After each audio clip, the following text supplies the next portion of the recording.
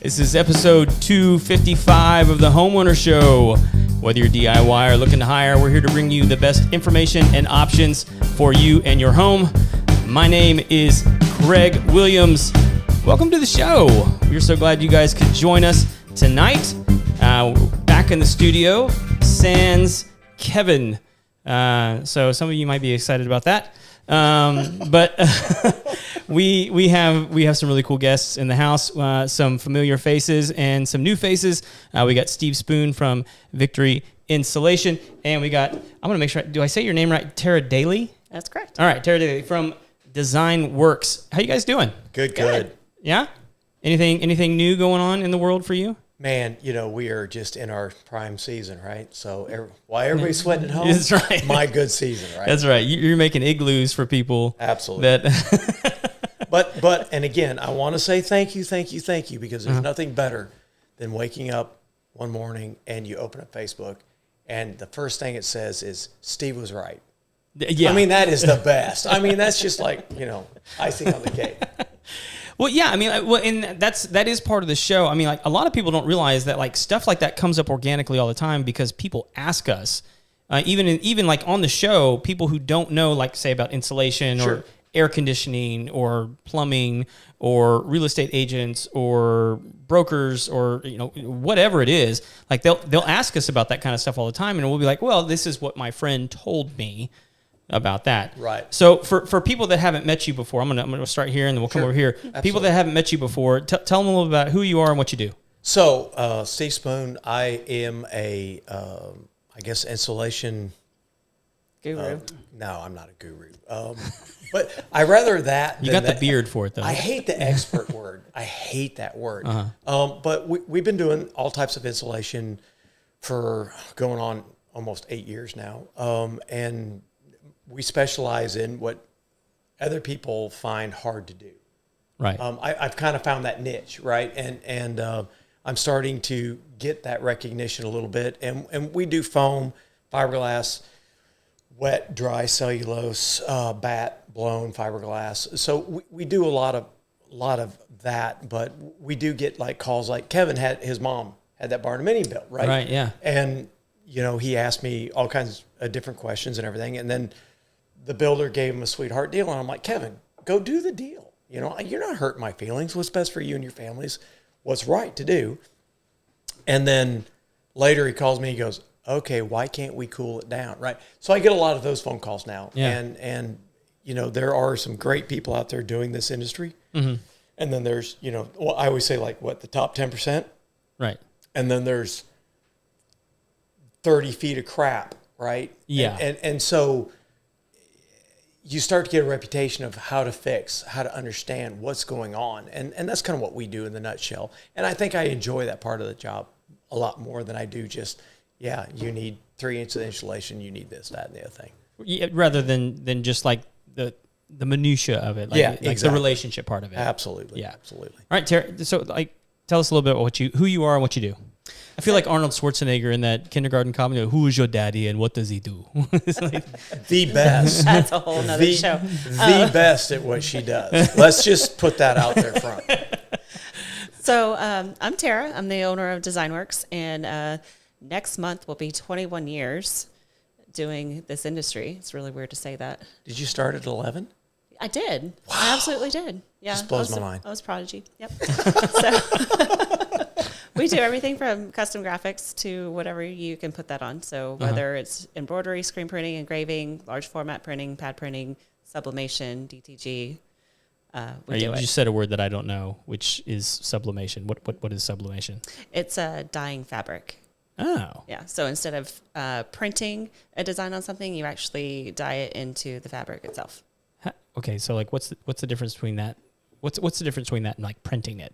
So printing is typically used with plastisol ink, and like screens are burned for screen printing, and you push that ink through the screen. So you see the guys like running the stuff over exactly. Okay. Yeah, and so that's like layered on top of your substrate, right? Mm-hmm.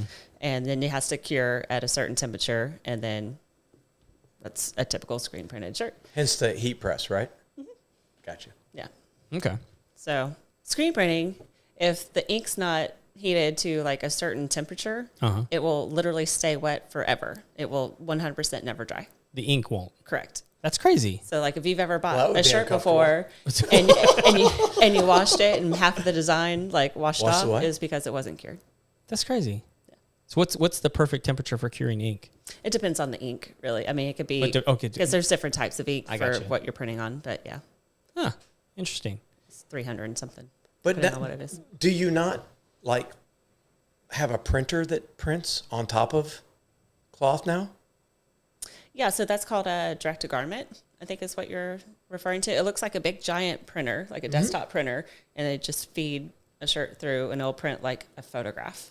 But you don't use that like on a mass production. Somebody doesn't come in like with my logo and do 30 shirts like that. Oh yeah, no, absolutely not. It would not be cost efficient whatsoever. I see. Screen printing would be the way to go for that. I got you. Okay. And so do you like own like the machines and all this kind of stuff? That's got to be like a massive operation. It's not small. I've never seen the actual operation, Uh-huh. but I've been to her home, and all the overflow work is in the machines in her house. Okay. I mean, I started in my living room. my formal dining room Okay. is where I started, and that's kind of why we're uniquely set up to cater to large and small orders. Kind of what Steve said, like stuff will overflow to my house, where our shop has all the large automated equipment, Okay. the multi-head embroidery machines, the big automatic carousel, for printing. At the house, I have 2 individual embroidery machines. I have a heat press. I have a manual printer in the garage. I have a vinyl cutter. I have a Engraver. laser. Yep. So I can do smaller orders at the house. And sometimes too, if there's like a rush and I just need to take some stuff out of the shop and just get it done at 8:00 at night, which stinks, but it happens. There's seasons that, are going to be, you're not going to get any sleep. And that's typically baseball season. So let me just put accolades where they belong. We did coats when I first started Okay. because the first cold season we went through, I wanted to put everybody in coats, right? So Yeah. they'd show up, have the logo, they'd look right? Yeah. And so I asked all the family members, do you want a coat? And I asked my son, at the time his girlfriend, do you think she'd like a coat? And he's like, no, not her gig, right? So I gave everybody coats. And she was the only one that didn't get one. And she's like, those are really cool. And I'm looking at my son, and my son's looking at me, and he's like, and I'm looking at him like, oh, He pooched that one, huh? Yeah. I'm gonna beat you when nobody's. So I look at my wife. My wife's is like Walmart.com, right? She's looking for a coat, right? Yeah. So we get a coat. I call Tara and I'm like, Tara, I know, I am so sorry, And when I'm generally, God bless your soul, I love you so much, you know that. She's probably one of my dearest friends, but when I call her, I'm like, Tara, I love you, I love you, and she's like, what do you want? What do you need? I got you. We drop the coat off. Walmart delivers the coat because it kind of matches what we had. We bring the coat over, and within an hour, my wife is driving back home, and Tara calls me, done, come get it. I'm like, you don't get that type of service from anybody in this industry that I've ever found. No. Except for Tara. She is just been great for me. I'm to the point now where I just call her. I'm like, I want hats. Yeah. And I hang up, and then she calls me back. She's like, no, you don't get off that easy. What do you want? I'm like, I don't know. You dress me. Just give me It's like, something. I need colors. Yeah. I need numbers. How many? And I'm like, What are we doing? I don't know. Well, we were talking before the show. I mean, like you ought to get some of those leather patch ones. I got to. Those in. those are the trend right now. They're super cool. Yeah. My guys all love them. Well, here's the deal. Let's do this. I don't know if this has ever been done on the home show before, but I'm going to do 2 sleeves of hats, and I want metal koozies engraved, and I want cups. It's done. All right. I'll send you an invoice tomorrow. Okay. All right. That's literally how our conversations go. I call her up, and I'm like, I need to do something.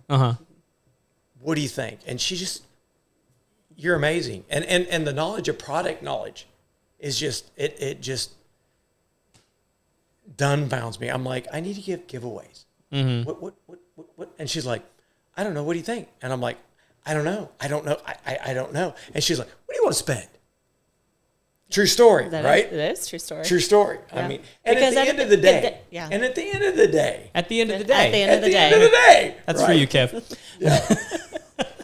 Well, I consult with clients all the time too, especially like, service industry where you have a lot of employees. Your logo is your logo. You're constantly thinking of things to not only just outfit your crew and your staff, but things that you want to give away that's going to represent your brand. If you go to home shows or any kind of vendor event where you need to have things that are, You want to given out. represent. You want it represented well, something that makes sense for the industry that you're in, and something that's going to be relevant that someone's not going to just pick up off a table and throw it right in the trash on their way out the door. Yeah. Because, that's your budget. So at the end of the day, See, we're spending your we money, all have right? to, and that's kind of that's a big responsibility, right? Yeah. I had this one client a year ago. I met her, and she had so many things done for her business over the years, and had spent hundreds and thousands of dollars on merch, and she was never ever happy with it. It just never turned out the way that in her mind's eye it should look. Right. And then I just thought that was the worst thing. And as a small business owner too, I hated hearing that. Yeah. Because everyone's budget conscious, no matter what Absolutely. industry you're in. Well, yeah, when you spend your money, you want it, especially in a small business, it needs to count. Exactly. You can't just be guessing about what it is that you're spending your money on. Right. And if this is your company, you want to be proud to be wearing your name, your logo, Right. your brand. You want to showcase that. And she just never was. And what it all boiled down to was her previous company, they just didn't do the processes correctly. Mm-hmm. They didn't digitize the logo to stitch a certain way to make it more optimal, to be appeared correctly, or the right shade of colors. That just blows my mind too. Well, one of the things that I really love about working with you is that you help tease the idea out, right? You're creative to the point where I will say something to the nature I want to do X, Y, and Z, right? Like your logo. Yeah. Your logo is very linear, right? And if you don't do that right, it doesn't. The proportion doesn't look right. Right. You know what I'm trying to say, right? Oh, it yeah. can be absolutely. distorted. Yeah. Yeah. And I think that's what's so great about, working with you is you tease out in a conversation what that person is trying to accomplish, right? And then you take it, and you put that finished touch on it, right? And look. It's not about the money grab. No. Any companies will take your money and they'll Exactly. give you, whatever. But I want, there's no surprises in anything that we do. We provide proofs on everything that we do. Yeah. And you want to build that relationship. You want them to come back, and that one client I was talking about from a year ago when I did her very first order, she had tears in her eyes. And I know that sounds really cheesy, but after she spent thousands of dollars over the past however many years, and we got it right, and she just loved it. That's awesome. Well, the thing of it is you've talked me out of shirts. I've come up with thought processes. One of my funny things that I put on the back of my shirt is we are thermal technicians. Right? But I've come up with some non-winners on that chain too, right? And she's like, No. Yeah. no. So, that I think that is always a nice thing is when I bring you an idea, it's not looked down upon. You foster that idea, right? And sometimes you're like, no, not the mark. What if, or what about? And that, I think that's what I love about you is it's a creative process of all times, right? Look at your background. What did you go to school for? Microbiology. It totally makes sense. Right? Yeah, Naturally, this is what I would do. That's for a a natural living. progression for that. Yeah. Yeah. Funny story. We're sitting in a networking meeting, and this guy comes in. Look at her. And this guy's talking about doing blood tests, and he can tell if you have mold in your blood and all this kind of stuff, right? And I'm like, what? Now, dumb old retired cop. I'm like, That doesn't sound right. that doesn't sound right, right? I'm sniffing this up. And all I had to do is go. And she's going, bullshit. That's all bullshit. That's bull. No. And I look at her and she goes, oh, don't even get me started. No. And I'm like, well, and she goes, I have a degree from A&M, microbiology. That's bull. And I'm like, that's bull, Yeah. But, I mean, she is so creative. I mean, some of the stuff, like I did not come up with a logo. And a mutual friend of ours from Signville came up with the logo, and I wanted it embroidered. And that's how I was introduced to her. Okay. And, man, we were like thick as thieves. Instant. Yeah, I mean, and I think that we both have the same value core. And I think that's what drew us to each other. But, I mean, we've been fast friends for the last, 4 or 5 years, something like that. And everything that I've ever dreamed up or thought about branding for my company, she's been very, very, very quick to be able to tell me, yeah, you're on the right path, or whoa, you're going down, Yeah. Who's it for? What's it for? What's your budget? Yeah. And the process is extremely simple for most people. And I have friends that I've sent that have walked out and were like, that's the deal right there, because she gets it, right? And you do everything from create a logo to whatever you want. To imprinting it, yeah. Oh, yeah. Yeah, from start to finish. Yeah. There's no, if you want 10 different things, you don't make 10 different phone calls. You just make one. Yeah. Well, let me ask you this, because this is actually something we've dealt with in our business. So like most of my guys have a pretty standard look. I mean, we wear like black and gray shirts, and we kind of have like a cowboy look going for most of our guys. But sometimes we have projects where it's like, that's not the best attire for something. And so some of my guys have asked me about these long sleeve wicking. The moisture wicking? Yeah. Especially here in Texas. Yeah. Good God. Especially when we're doing like installs and different things like that, where they have to be outside for extended periods of time. They're just cooler shirts. Yes. And cooler by like temperature wise. And I've asked a guy that's done some stuff for us in the past, and I'm like, hey, what do I do about this? And he's like, well, just find the shirts and bring them to me, and then I'll print the thing on them. And I'm like, no, I don't want to find this shirt. Like, we actually prefer not to do it that way, simply because that's when Murphy's Law is going to take over, right? So you provide me the shirts. I have no idea where you got them from, what you paid for them, and that's going to be the moment the heating element goes out, or like something. Sure. So we don't prefer that. Will we do that? Sure, with the disclaimer of this may not work. If the ceiling falls in the shop on top of your order, we're not responsible, type of thing. But no, we would rather provide them. Okay. So then my question is like, how do you go about finding the best material for that client?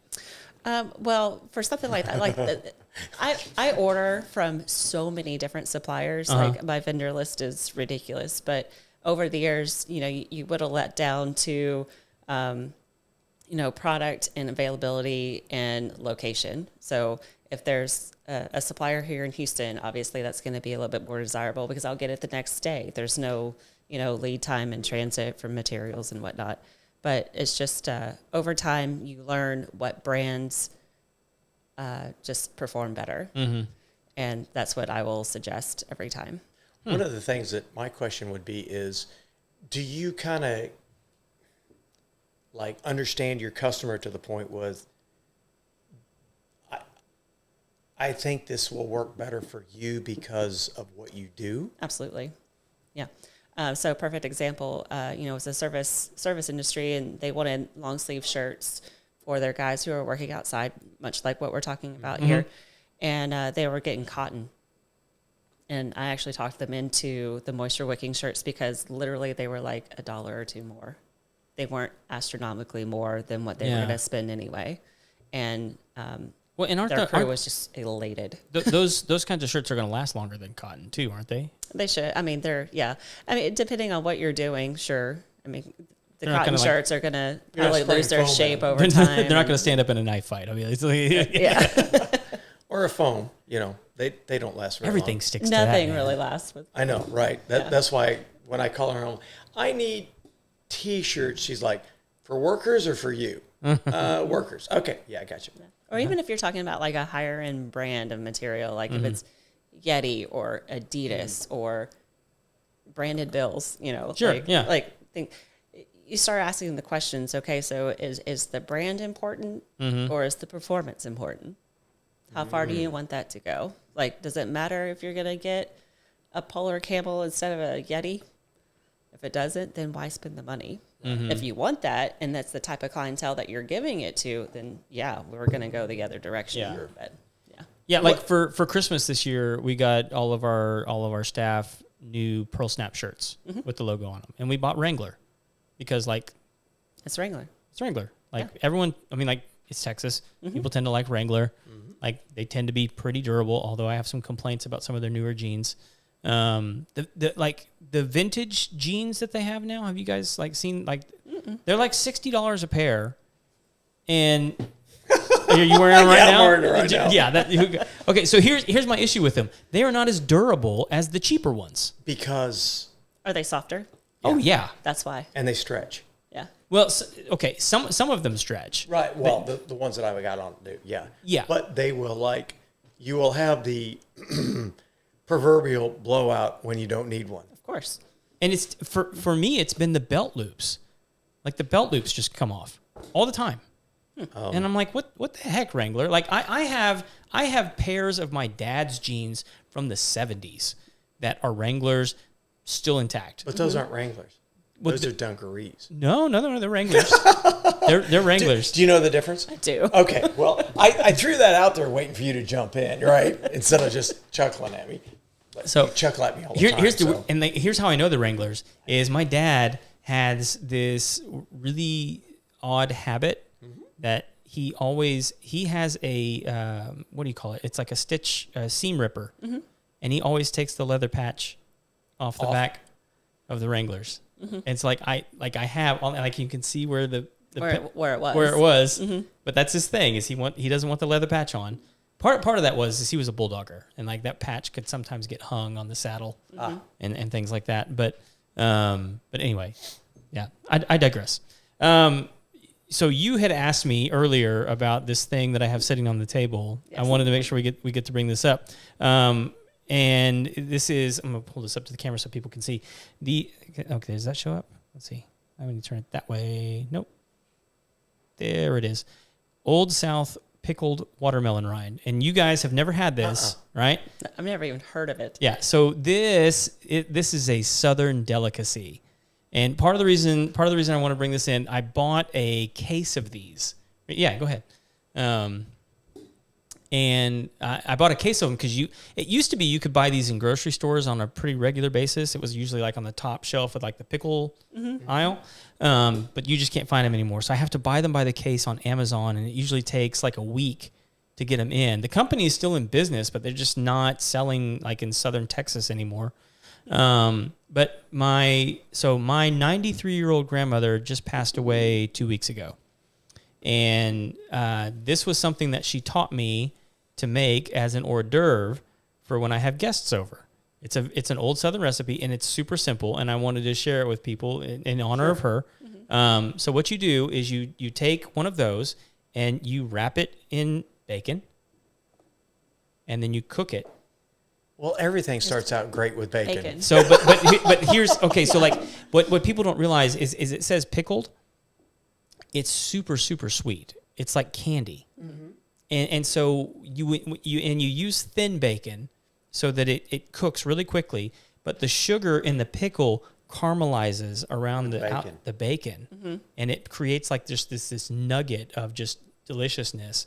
We used to, when we had the catering company, we had a chuck wagon catering company, and there was a restaurant in downtown Houston that used to hire us for rodeo week. We'd bring the chuck wagon down, and we'd do like a cowboy biscuits and stuff, and they always wanted us to make these because they knew that we were the ones that we brought this recipe to them. And Chef Colin, who's actually with Wolf Appliances now, was always telling me, he's like, man, we really need to figure out like a more intricate dish to do with this kind of thing. He goes, but like, I don't know how to make it any better than it already is. He goes, it's just the best thing you've ever put in your mouth. And it really is. If you've never had it, it is the most delicious thing. Like, and if you make it and you set it out, don't tell anybody what it is. And they walk in and they see it. They'll see the bacon. And they'll be like, what is it? I was like, I'll tell you after you try it. And then they try it and they go, what is that? It's amazing. It's like watermelon rind. It'll blow their mind every time. And I actually did a bit on I was on a cooking show. I'm thinking about wrapping a quail in that. Oh, right, like coating a quail with that and then wrapping it with bacon and then putting a hot pepper in it. Yeah. That just sounds like all kinds of numminess. I did that exact thing. With dove. That's what I just said. A dove. We said quail. Oh well, quail. You're But right. it's pretty, But I'm thinking the same. Same concept. line, Yeah. right? Oh yeah. Yeah. Can you imagine? I'm hungry right now. Yeah, it's so good. So good. So I wanted everyone. It's such a simple recipe.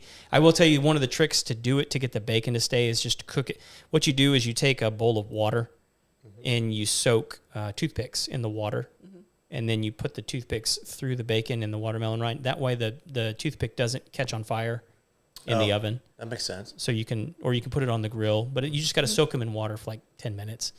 And it'll. But anyway, that was a recipe she taught me when I was a kid. And it's to this day, it's one of my family's absolute favorites. So That's amazing. Hope everybody can try that one out. Although, good luck because I think I bought four of these cost me like $30. Yeah, they're hard to find, but like I'm telling you, it's worth it. So how long is that case going to last you? But at the end of the day, does it really make a difference? I guess not. Oh, there you go. Kevin, if you're out there, we're playing a drinking game with you at the end of the day. So cheers, Steve. Which, by the way, you never got her bottle of water. He's gonna.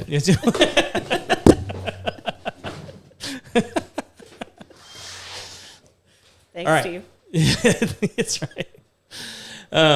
So we also talked before the show. Steve was trying to pick a fight between us about appliances. Yes. And you had some thoughts. I know you actually haven't listened to the debate, so I don't want you to come in cold. So would it be helpful to you? Because I know we were talking about this before. Would it be helpful to you if I read the definition? No. No. Okay.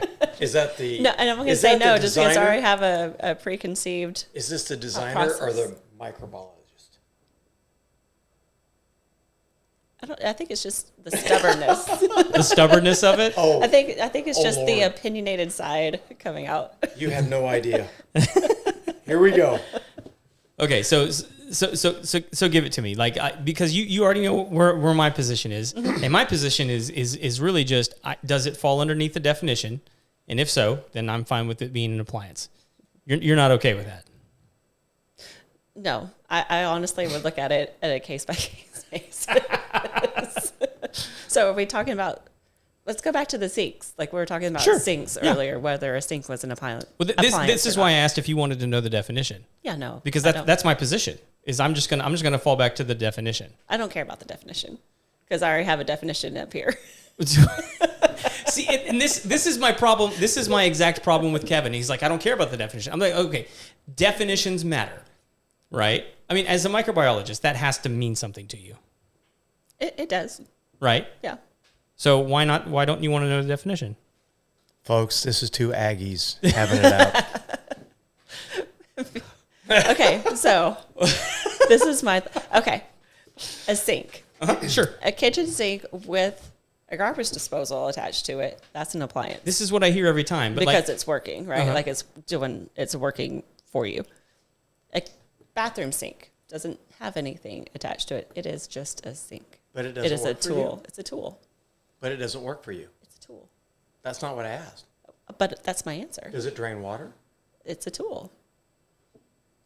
Yeah, it's all working for you, but it's a tool. So the definition is? Well, so okay, so let's use your logic here. It's a tool. Boy. Okay. So So a sink and a hammer are essentially the same thing? Yes. How so?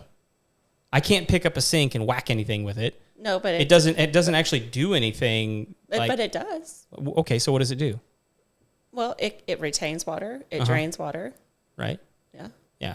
So does does my dishwasher, and so does my washing machine. Your washing machine is hooked up to electricity. It has an agitator. But Yeah. this is my problem. Everybody always falls back on electricity. Why? Like that's my problem with it. Is like, why does everybody fall back to electricity? Is it because when appliances were created that they were created with electricity? Negative. But they weren't. That's okay. This is my exact example.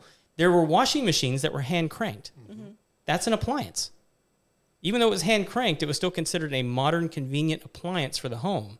You hand cranked that washing machine, and it washed the clothes for you. Did they call them appliance? Yeah. Okay. I wasn't there. You weren't around in 1912.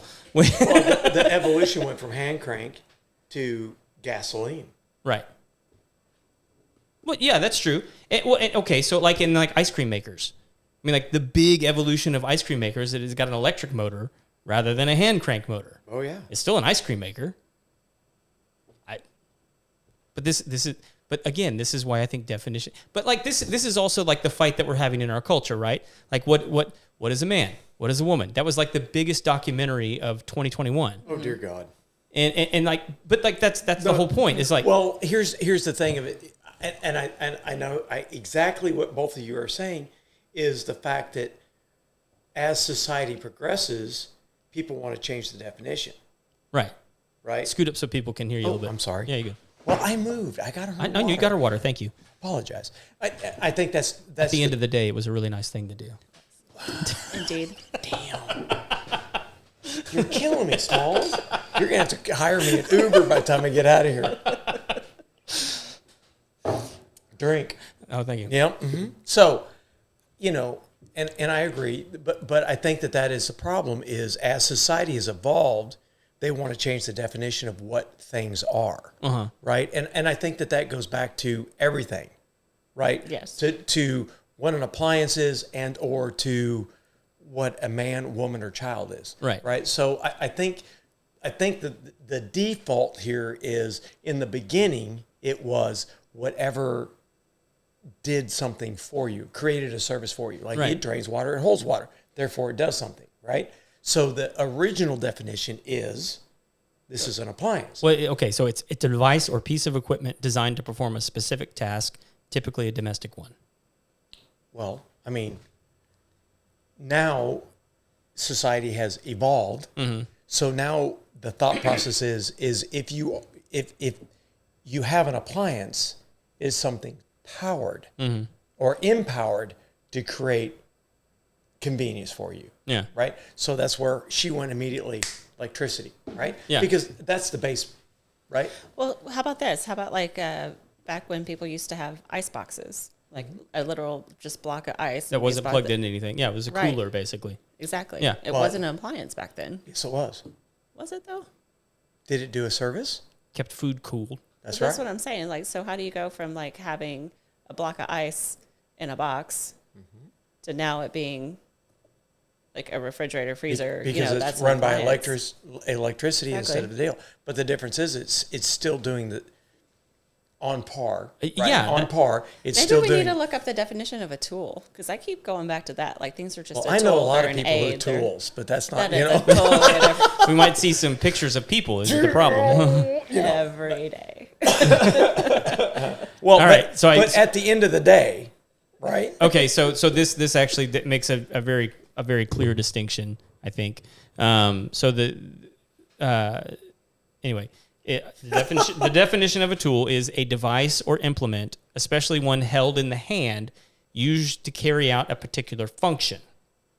So I think the distinction there is that tool is generally held in the hand. I'm just gonna put the camera on you because I like the face that you're making right now. I'm just, what's the second line of that definition? I just feel like there's more to, you know what I mean? Like, But the second definition is a distinct design in the tooling of a book. not where I was going It's not with that. helpful, but like Yeah. that is tooling, you know, like in leather work and different things. Absolutely. Like that. That makes a lot of sense to me. Anyway, I don't know. Nathan tells me all the time that I make up my own words. Oh, I thought that's not where I thought where it was going. I was like, holy mackerel, poor Nathan. He's like, is that even a word? I'm like, yeah. He's like, I don't think so. Like, one of the very smartest guys you ever want to meet, by the way. oh yeah, Oh, yeah. You want to build a rock crawler from nothing? Your guy. I love building stuff from nothing. He's like my own personal in-house tech support. Like literally, he cannot fix it. It's just it's dead. It's done. It's gone. Yeah. Yeah. It's scrap.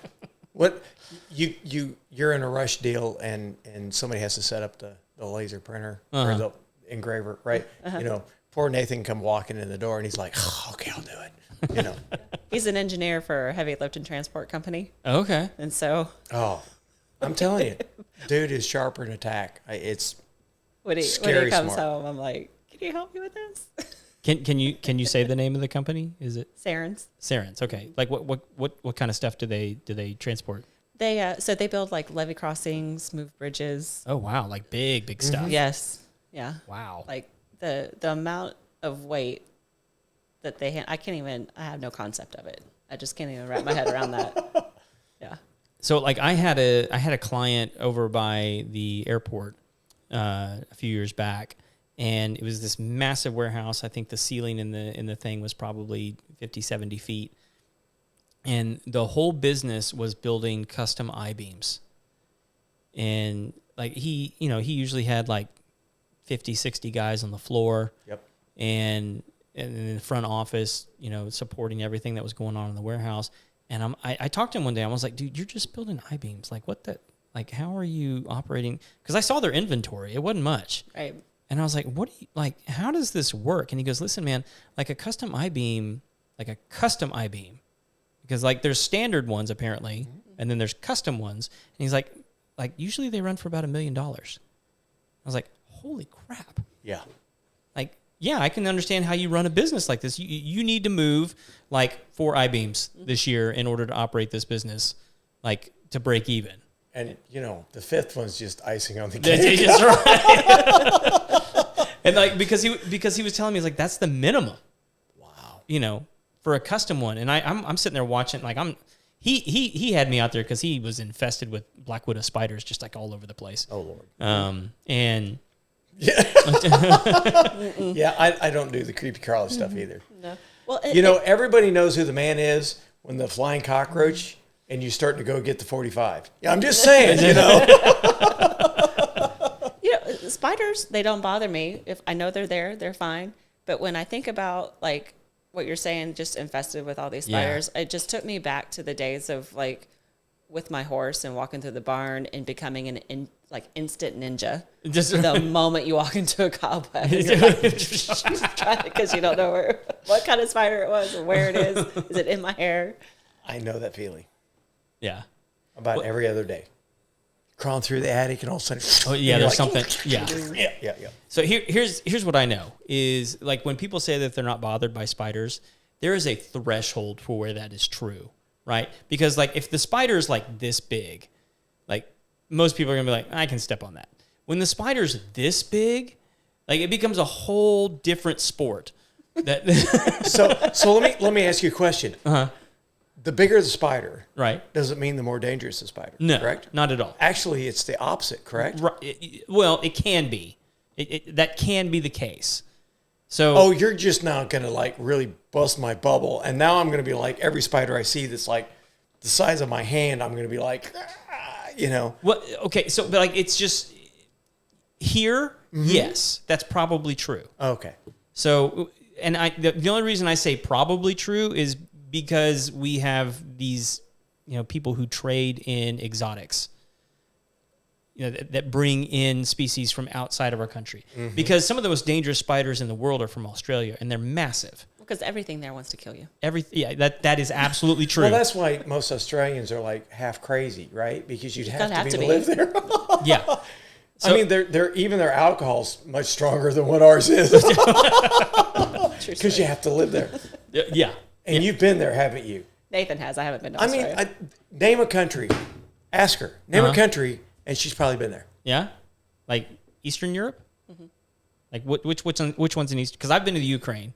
Well, I mean, I just got back from Budapest a couple months ago. That's my favorite. So that's my favorite city in Eastern Europe. Is it really? Absolutely. It's beautiful. Like cobblestone streets still.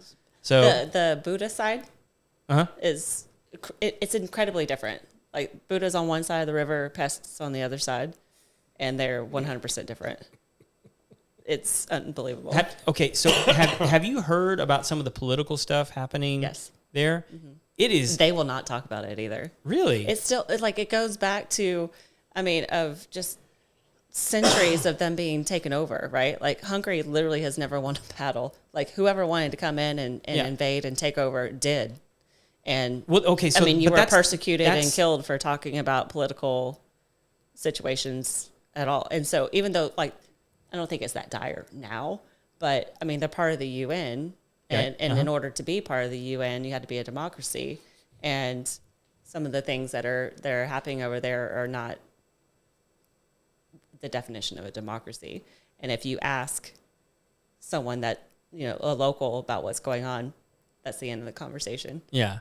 Well, so like when I went, one of the big things that everyone wanted to show us was there's a memorial across the bridge, and I forget which bridge it was, but where like the one time they staved off the communists from taking Budapest. Yeah. Right. And so like there's a memorial over there and it's across the bridge. They're like, yeah, go check it out over there. Mm-hmm. So, but what I was talking about is they have some crazy tax incentives. Yeah.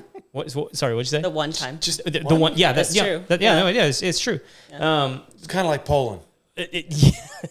And they're the nicest people. Or the standing joke with most Canadians is if you want a French gun, it's only been dropped once.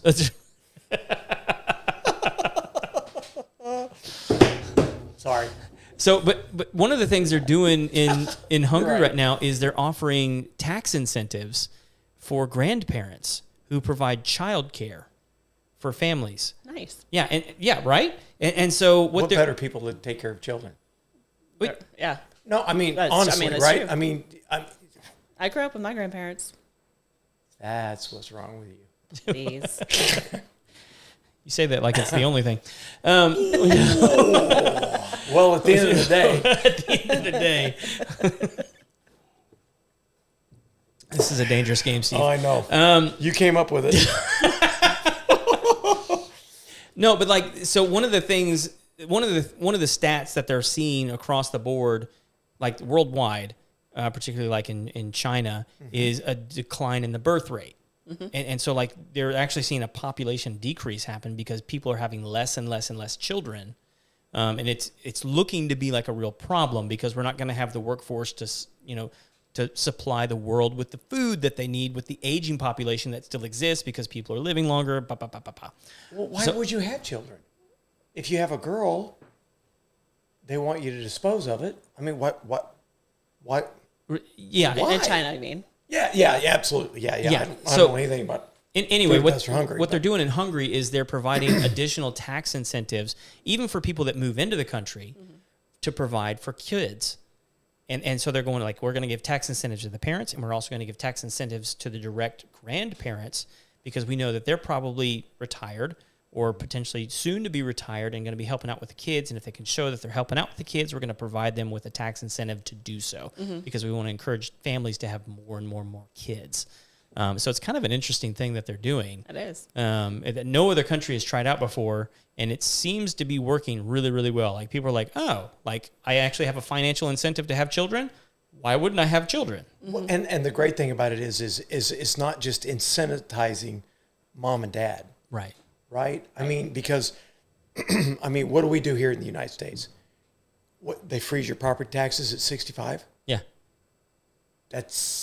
They tax your Social Security. Mm-hmm. What are we doing here, folks? Right? Yeah. And what drives me crazy is the minute that your kids graduate high school, you're still stuck paying what? School taxes? Oh, so yeah. I'm paying for a $4 million. I'm just picking a number. Sure. I'm just being sarcastic, but football field and athletic center. Mm-hmm. I don't have any kids that benefit from that. Why am I still paying for that? Right. Yeah. But that's pretty progressive thinking on like Hungary's part, right? Yeah. By investing back into the family itself. I mean, we should see more of that in the United States. I mean, truly. Yeah, no, really, we should. agree. I mean, we claim that we're leaders, but are we? And a lot of things we are not. I agree. I agree wholeheartedly. And don't get me wrong, I love this country. That's not what I'm saying. But I think that's a fault that we have is for many, many, many years, I think that we've seen that decline across the board. Yeah. I mean, when it comes to like our country, I think one of the best statements I've ever heard about this kind of stuff is like, we have the absolute worst system in the world, except for everybody else's. Yes and no. Right? Yes and no. Well, I mean, there's things we can learn from other people for sure. I mean, but like in general, we have things pretty good. Oh, absolutely. You know, you But turn. I mean, but as far as like, giving back to families, like what Hungary's doing. Yeah. I mean, there's so many different fronts that we could do better here. Like maternity leave, for example. Mm-hmm. We have Healthcare. we have the shortest maternity leave in the world. You know, healthcare. Everybody claims, oh, look at Canada. Look how great Canada is. Canada, right? But why is it that people that have like bad knees or a bad back or bad shoulder that need an absolute surgery and the country says, no, you can wait 3 or 4 or 5 years. Yeah. They come to the United States and lo and behold, they fall down and they have to have emergency surgery so they can build Canada. Yeah. Right? Because they can't get in to get help, right? Because they don't deem it necessary enough. So, I mean, everybody's got their fault, right? I mean, in realistic thought processes. But in all, I don't think that there's another country that you can riverboat gamble a stupid little insulation company or design works because you wanted what? More freedom? Mm-hmm. Yeah, I mean, tell me how you started yours. So when I graduated from A&M, my first job actually took me to the Woodlands because I worked for a cardiopulmonary device company and I was their microbiologist. So I would travel about 50% of my time making sure that our devices didn't kill you on the operating table. It's helpful. Good thing. Yeah. But the problem with that is that when I moved to the Woodlands, my daughter, she was an infant, and traveling half the time was not very conducive to family life at all. So I grew up an hour on the other side of town in Clear Lake. I would drive an hour to go drop her off with my grandmother just so I could hop on a plane, be gone for a week. Oh my gosh. Yeah. No tax incentives, just to say. No tax incentives, no. Yeah. At the end of the day. At the end of the day. And then, when I was in town and working at the office and she would stay with a sitter, during the day, by the time I picked her up, had time for dinner, bath, and bed, and that was it. And Yeah. I would take her to the sitter the next day in her jammies with her bag packed, So it was just time. I was never going to get back. And when we moved to the Woodlands, I was the youngest of all of my friends. When I moved here, the mall was literally the only thing up here at the time. This was in 2000. Yeah, no, I remember that. There was nothing to do for someone in your early 20s up here in the Woodlands. You were driving somewhere else. That mall was a big deal too. And I don't even like the mall. Same. Like it wasn't Same. I hate the mall. It was not an attractive thing for me to do. But anyway, our idea of entertainment on the weekends would go and watch like our friend's son's Little League game because there was literally nothing else to do. And we're sitting at this game and I'm looking around and they have little Johnny's team logo, his name, his number on everything, his gear, his bag, the parents' shirts, hats, socks, like it was everywhere. And just talking with the parents in the stands and they were talking about how they had to delay team pictures again because the uniforms they had ordered months ago still weren't in on time. Oh my gosh. And so it was like an evolution of thought, really. And as I'm sitting there and I'm starting the mental calculator of how much they are spending on all this stuff, and it's just one team, one age group, one town. Yeah. Like, I was just like, I could do this better. Mm-hmm. And so about 6 to 9 months later, because you're always trying to think of like, okay, what industry is never going to be obsolete? You don't want the flash in the pan. Yeah, absolutely. Especially if you're going to quit your career. and go out on your own. I mean, Yeah. that's scary Yeah. enough. You want something that's going to be pretty sustainable. And I'll never forget when I finally got my whole thought process down, got a business plan for Design Works. This is what I'm going to do. Presented it to my mom, who is a school teacher my whole life. And when it was all said and done, the only thing that she heard out of the whole spiel was embroidery. And she goes, "You mean to tell me you went to A&M so you can sew?" I started laughing. I was like, "I can't sew. I cannot sew." I was like, "But I'm good with computers, and the computer sews." Yeah. You tell But I the was computer like- what to do. Yeah. I was like, you think about it. You have these high school kids running these embroidery machines in a little kiosk in the middle of the mall. Yeah. Like, and I think we're going to figure this out. You know, Absolutely. How many T-shirts do you think you do a year? I can't even. I have no idea. Million? Probably. Yeah. 2? Maybe. do quite a bit. She hasn't counted. I've been in It's a our living lot. room where I've had to step over stacks, and I'm like, I know that company, I know that company, I know that company, and it's just they're everywhere, right? And that's it's amazing. So was it last year? My daughter. So my daughter's a school teacher. Oh, yeah. Okay. The And fun run. Yeah. Oh my God. What'd you say? The fun run. The fun run. Okay. Yeah, at the school. Which was not fun for us. That's- I'm just saying, right? Yeah. So my False daughter, advertising. Yeah. Well, my daughter calls, at the hour, right? I mean, it was bad. It was crunch time. Yeah. Yeah. Yeah. And seriously, and she's like, my son-in-law is a process engineer, and very intelligent young man, but he's going off Walmart dollars. So they've got this outrageous figure. What was it, like $9,000 or something? I mean, it was crazy, right? Because he's thinking, you go to Walmart, you buy 300 T-shirts at, whatever, right? Yeah. And then you have them printed. And I'm like, no, that's not the way this works, right? So I finally convinced him to call Tara. And then once Ashlyn kept calling me, and then I'd have to call Tara. And then we go round, and I'm like, would you two just talk? Get me out of this, right? and then it was like, well, who's paying for all this? And of course, Matt Tucker, Freedom Plumbing, awesome gentleman. I contacted him, like I said, it was like the 0 hour, right? I'm like, dude, We need a sponsor. yeah, would you split this with me? Because I really don't want to eat this by myself. And he did. And God bless him. Thank you so much, Matt. But he did come to the deal, and she did all of it. And she managed all the teachers, all the principals, all the chaos. And she handled all of it. And I just, you do that on a daily basis, though. Yeah. And I don't know how you do it. Is it alcohol? I'm just saying, At the end of the day. Yeah, at the end of the day. If I had any more, I'd take a drink. Yeah. And honestly, I would say 7 out of 10 orders are going to be those rush situations. It's just the nature of the beast. We know it's coming. Yeah.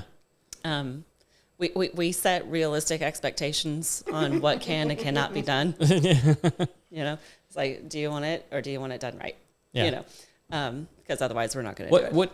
What is a reasonable turnaround time? Because I know there's a lot of people listening to this. They're like, okay, I need that for my little league team. I need that for my company. I need that for fundraiser that we're doing. What's a reasonable turnaround time for T-shirts? So our standard turnaround time that we tell everyone is 7 to 10 business days. Okay, that's But that's from start to finish. From Yeah. the time we have the order placed, the artwork is approved, payment, everything. It's, but of course it also depends on what you're ordering as well, because when you offer literally everything under the sun, basically, yeah. some things are going to take longer than others. Sure. Yeah.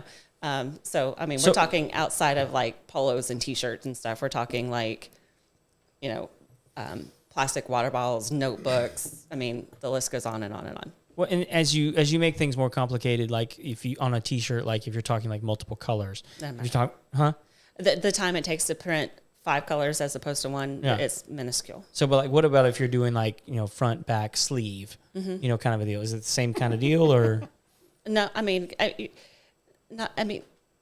doesn't really affect the timeline if that's what you're asking. Yeah, that's what I'm asking. Yeah, no, not at all. I mean, obviously we have to run it through 3 times instead of twice or once or whatever. But once you're in the queue, you're in the queue. Yes. Yeah. And if an order is ready early, then great. Like everyone's even happier. Yeah, right. absolutely. So if your order is ready in 3 to 5 days instead of 7 to 10, well, Yeah. we turn it out. But we have a production manager, and you look at the calendar and you know how much time things are going to take. Yeah. To produce certain things. And when someone calls and says, oh, I waited till the last minute, this is exactly how I met Nathan, because he did the exact same thing. Well, good things come from that. That's right. That's right. go. Exactly. So so when things like that happen, where it's the last minute and we can plug it into the schedule, we will work with anybody at any time if it's feasible. If it's not, we're not going to overpromise and underdeliver. Yeah. Yeah. But I will say though, like, especially with like the schools, like the number one hurdle for every single order is artwork. Ooh. Every time. Oh Lord, this is the Every pet time. peeve. So when you say artwork, you mean people getting you usable artwork? Correct. Yeah, I would imagine so. I can't tell you how many times I get a screenshot of an image online from someone's phone and they send that to me and say, can you print that? And I'm like, print what? Because that's not artwork. Like, I Right. can't. Yeah. So Yeah. the real world word here is vector file, Yes. and if it's not in vector, it's not a file. Which a vector file is like the original file that was created when Right. it was drawn. Is that typically like a PNG? Is that? No, I mean, it could be turned into a PNG. The only thing about that is like we have to use the PNG to do like a direct to garment print because that's what the printer software requires. Right. But a PNG file itself, I can't change the properties of it. It's called like a flat file, like a JPEG or it's a bitmap. Like I can't, if you gave me a PNG and it's in red, but you want it printed in white, I couldn't do that. So It's gonna you print want red. the editable? Yeah, file. where I can pick the layers apart. Right. Yeah. I got you. Okay. Yeah. And so what I've learned over all the years that she's educated me is that, like, if you give her a typical JPEG, if you blow it up 10,000 times, that straight line is blocks. Right. Yeah. It's right? pixelated. Yeah. Right. And so the vector file will be a perfect line. No Right. matter, no So matter you're- how much you magnify it. Right, right. So you have the clean, right? Is that- Yeah, it's nice, the clean, crisp look that you're looking for. See, And if you put two next to each other, like if you had something printed with the wrong file type Right. and then one that's printed with the correct one, you can tell the difference. Oh, one's okay. kind of a little bit more fuzzy, right? Correct. Does it make a difference with the embroidery? Not at all. Okay, I didn't think so. Yeah, because embroidery, you have to assign stitches over an image. So it doesn't matter what kind of quality that is. You just have to know how to digitize it. Mm-hmm. Yeah. So the cool thing about it is like you see me walk around my notebook, right? Yeah. So she can take and use a laser and make a brand. So like your leather hats that have that brand look, Yeah. that's what she does. Okay. Right? So the thought process is to go to Tara and say, I would like to do that. Uh-huh. And then she'll tell you how to do it. Okay. Am I not right? You're correct. Because I'm down to the point now where I just call you up and say, I want this done. And I just hang up. Yeah. Because the rest of it is minutia to me. Yeah. I don't. Right? Because she starts talking in vector files and this and that. And I'm like, Don't care. Just wah, wah, please. wah, wah, wah. Yeah, I you know, she's, but that's the creative side of you coming out, right? And attention to detail. Holy mackerel. So some of our mutual friends, Rob and Christy with RWB Yeah. Electric, just did an order for them, and they have a 2-color logo, but they have it on 3 different sides, front, back, and the sleeve, right? Okay. Yeah. And the very first time she wanted to place an order, I think it was going to be like 18 pieces. And I said, okay, so realistically, how many shirts do you order per year? And she gave me a number. And I said, all right. I said, how about we do this? Because if you get to a certain number, like your quantity, then there's no setup. So if she was going to do a setup for just 18 shirts, I mean, she was going to spend like a couple $100 just on setup. Right. So I was like, if you're going to do multiple shirts throughout the year, same design, we're not changing anything, like it's going to be the same shirts every single time. I was like, why don't we just go ahead and print 75 prints? Just print them. Like, I will run your 18 shirts, and then I will just keep printing on paper instead of a shirt, right? Right. I'm just going to print on paper, and I'm going to just print your logos and keep them on file. So the next time you order, you can order 6 shirts, and you've already paid for the prints, and you're going to get 75-piece pricing as opposed to 18-piece pricing with a ridiculous setup fee. Who'd And have so thunk that? we do that. But I mean, that's, again, instead of just taking their money, which any company would have done, Yeah. like, you have to think about budgets, right? Like, what's going to be best for your customer in the long run too. So here we are. We did those 18 shirts. She just emailed me today. She's like, I got a new employee. I need 6 shirts. Well, now she's only paying for the shirt. Because Right. we have the prints, and we just grab the prints done, and they're going to be ready in like 2 days. Nice. So the burning question I've been wanting to ask all night, and I've kind of held this toward the end, is what is your biggest pet peeve? Oh, gosh, how am I going to narrow that down? In your industry, what is your biggest pet peeve? With the industry or with customers? Customers. Their lack of planning being my emergency. Yeah. You know what I thought it was going to be? What? What? I mean, think honestly, it was gonna be? Seriously. So, I really thought it was going to be the fact that you sign off on the artwork. Oh, You go through all the hoops. You come to the mutual agreement, and then when it's done, they don't like it, and they claim it's something totally different. Yeah. Because in their mind, they had X, Y, and Z, and it might have been, so ironically, even though I've been doing this for 21 years, you would think that would happen quite More often. often? I can count on one hand how many times that has happened in 21 years.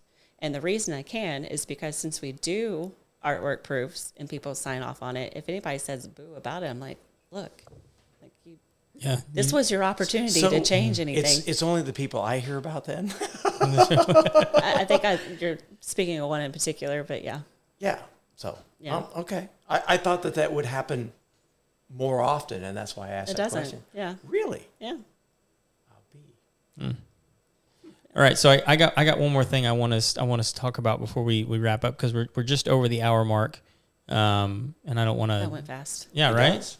does. So I came across this account on Instagram today, and it is what they claim is that we have created the only building system that's compatible with scalable factory mass production, and it is the name of the where is it?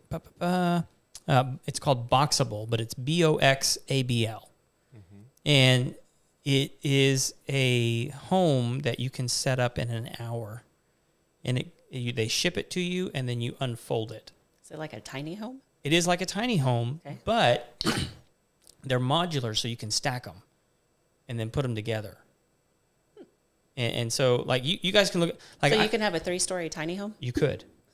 It's Technically, starting to sound like Tetris. it is kind of like Tetris. I'm just saying. Right? And like they're not horrible looking, and they're all flat roofed, and then you can add a roof. We're going backwards in time. You know that, right? You know a lot of these Victorian houses that we see were bought from Sears and Roebuck. Oh yeah. The kit homes. Yeah. And they were like $15,000 or something like yeah. that. Yeah, and they were They sold them I in mean, magazines. Yeah, and we're talking like the plantation wraparound port. I mean, it's not like a box, right? I mean, they were really nice houses, and that's what I'm saying. This feels like we're going back in time. Yeah. Well, I mean, so here's the thing. No, let me guess. You're going to tell me that they were all done by a what kind of printer? Is that 3D printer? 3D printer. No, I don't think they were 3D printed. I mean, like they're made in a warehouse. I've seen pictures of like their factory where they're making these things. I don't know what kind of insulation they're putting in them. I know you probably asked me that question. But I mean, like at the end of the day, they Damn it! You're driving home. they seem to be pretty functional and cool looking. I don't know what the price is. My thing with it is I've seen this for the last 3 or 4 years where people are like, do you know you can buy a house on Amazon? And I always I'm always interested in it, so I follow the link to see what it is, and the links never work. Like they've shut down production or that product's gone away. These guys seem to have figured it out. I went to they have close to 700,000 followers on Instagram. I wonder how much shipping is. Just does it cost to ship your house? Well, you can turn right around and you can put something on an 18-wheeler and ship it from here to the Midwest for anywhere between $300 to $500.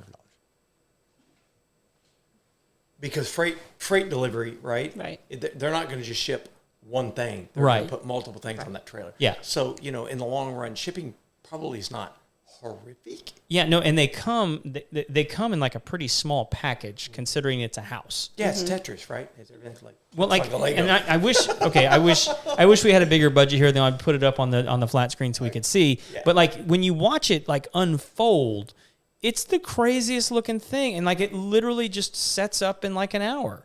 And I'm like, how?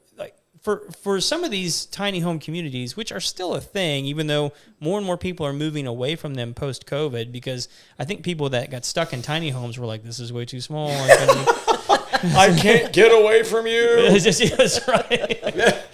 So, my wife and I had this conversation, and we were in full agreement that the minimum is a 3-bedroom house because she needs to get away from me, and I definitely need to get away from her. And we agree that we both need our own space, right? So how people live within 200 square feet is beyond me. yeah. Sorry, I'm gonna have to move this. I just lost her camera, so Gotcha. trying to make some adjustments here. Yeah. Which means we probably need to wrap things up. So why is this not? I don't know what's going on. Oh, it's because that one's the one that's working. This one's the one that died. He's from A&M. Hey. Just saying. True story. There we go. Okay. So, I think Go Cougs. Stop. I can needle her. is that like U of H? Is that what he's doing? Yeah, he Are they has even- like he has a dog in that fight at all. I think they're in a little league graduated conference. U of H. Did you? Yes, I did. Oh, I didn't know that. University of Criminal Law. Go Class Cougar High. 101. What conference are they in now? Is that like Southwest Little League? Is that? Wait, do any of us really follow any of that anymore? Yeah. Saban's going to win pretty much 99% of it all anyway, so do we even care? Well, I was genuinely curious because I didn't know if U of H got brought over to the Big 12. They did. Did they really? Yeah. Good for them. So along A&M, UT,